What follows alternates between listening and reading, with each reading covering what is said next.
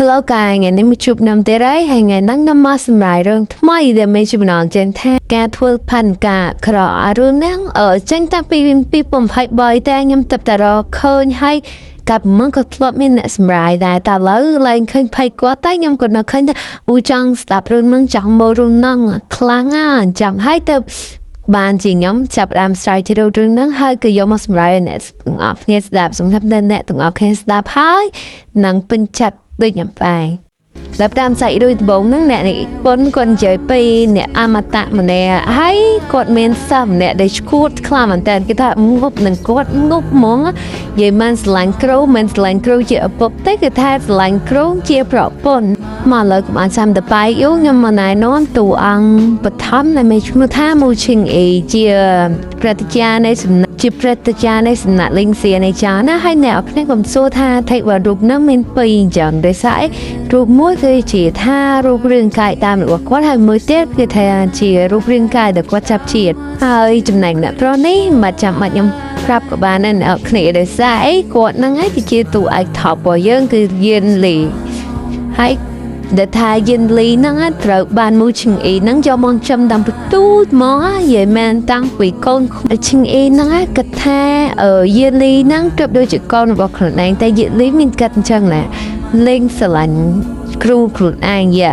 តើអ្នកគ្នាកុំនៅទៅប៉ាយពេលចូលដល់សាច់រឿងដំណងទៅអូខេ yes យ៉ាមិនទីក្រៅតាមសាច់រឿងដំបងគឺថាមួយឈិងអ៊ីគាត់និយាយថាគាត់ហ្នឹងគឺជាអ្នកអមតៈដ៏អស្ចារ្យលើពិភពលោកឯចឹងណាហើយអស្ចារ្យប៉ុនគេមិនត្រូវសោះព្រោះអញចាប់លោបណា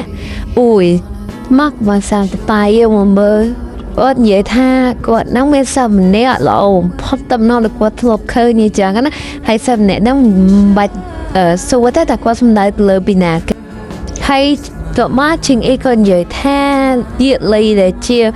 សាស្ត្ររបស់គាត់ណាគឺជាមនុស្សដែលមានឆ្លាតមានប្រាជ្ញាហើយយិលីហ្នឹងដែលធ្វើឲ្យគាត់នេះពិបាកចិត្តអីចឹងណាហើយបន្ទាប់មកគឺយើងឮសម្លេងពេលប្រជំទង់ដែលហៅមូឈិងអ៊ីហ្នឹងឲ្យទៅមកកាហាន់ស៊ីងជាមួយគាត់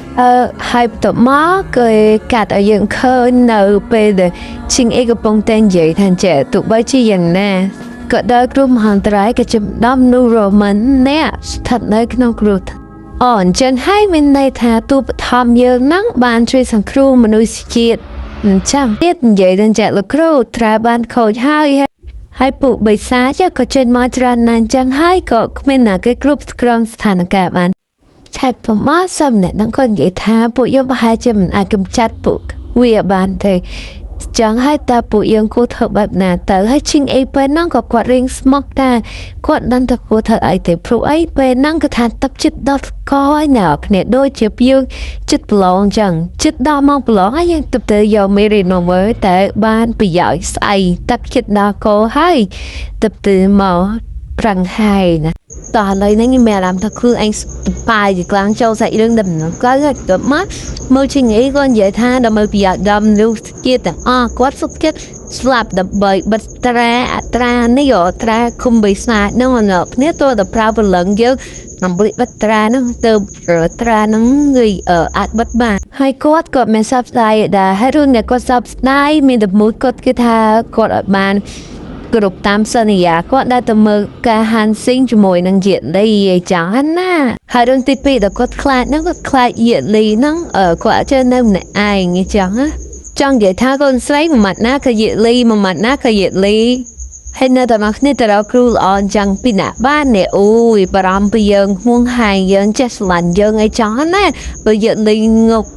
ដកក្បាលរួចចប់ឥឡូវកុំឲ្យសាំជាងចូលមកដល់ក្នុងរឿងតំណងហើយតមកសាច់រឿងក៏លេងកាត់ឲ្យយើងឃើញ10ឆ្នាំក្រោយថាតួឯកប្រុសយន្តនោះក៏ជឿថា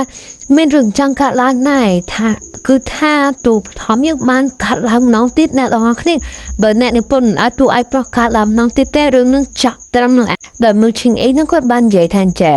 សោះគាត់ពេល10ឆ្នាំក្រោយខ្លាចតែឈួតបាត់ដឹងការស្អីឈួតហ្មងទទួលមកយេលីក៏បាននិយាយថាត្រូវតែស្លាប់អត់ដឹងមូលហេតុអីនិយាយត្រូវតែស្លាប់អត់យល់ហើយតមកក៏យើងកាត់មកមុខកូនស្រីយើងវិញសួរទៅកាន់សោះខ្លួនឯងថាហាញខ្លាចទៅជាបិសាចមែនហាញខ្លាចទៅជាបិសាចមែនកូន ហើយបន្ទាប់មកទូបថាយើងក៏គិតក្នុងចិត្តថាជា10ឆ្នាំណាក៏ដឹងថាកូនសិស្សគាត់នៅជួបប្រទេសអីទេបានខ្លាចជាបិសាចអញ្ចឹងហើយកូនត្រីរបស់មីនហ្នឹងក៏ពិបាកក្នុងការប្រាប់តួឯកប្រុសឲ្យជឿថាខ្លួនអញក៏ជួបគ្រូដែរព្រោះឲ្យមុខផ្លាស់ប្ដូរមើលតែដល់ក្រៃណាណែដល់គ្នាកូនស្រីខំប្រាប់ថាខ្ញុំគឺជាគ្រូរបស់អ្នកឯងខ្ញុំគឺជាគ្រូរបស់ហែងអញគ្រូរបស់ហែងហើយដំបូងហ្នឹងគឺថាចាអូប្រហែលជាវាមានប្រយោជន៍តែដល់ពេលនេះទៅចាគឺថាដូចគ្រូខាងលើនឹងឯងមើលខ្លួនឯងទៅឥឡូវរឿងយើងក៏មិនដល់ចាប់ត្រឹមនឹងដែរបើគ្នាចង់មើលភាគតចាំមកទៅក្រោយឬមកក៏ចាំពេលខ្ញុំមានពេលទំនេរចាំធ្វើឲ្យអ្នកទាំងអស់គ្នាមើលព្រោះឥឡូវនៅក្នុងកំពុងនៅក្នុងថ្នាក់ឃើញសំឡេងនៅពីក្រោយអត់ឡើងអញញ៉ៃខ្លាំងណាស់ដល់ភ្នែកចូលសំឡេងអត់កាខ្ញុំក៏រឿងស្ដាយថាបានធ្វើភាគតឲ្យតែដោយសារនៅក្នុងថ្នាក់ខ្ញុំនឹងវាញ៉ៃពេកអញ្ចឹងហើយទើបខ្ញុំបានសម្រាប់អ្នកគ្នាស្ដាប់អញ្ចឹងណាហើយបើនេះកុំភ្លេចចុចមេដៃចុច Subscribe ផង